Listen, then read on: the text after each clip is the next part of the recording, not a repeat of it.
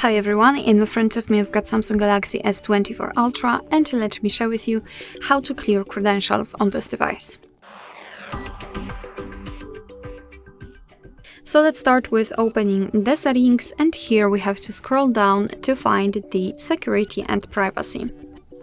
Then let's scroll down and tap on more security settings in this first section. So do not enter more privacy settings, but the security settings. So let's tap on it.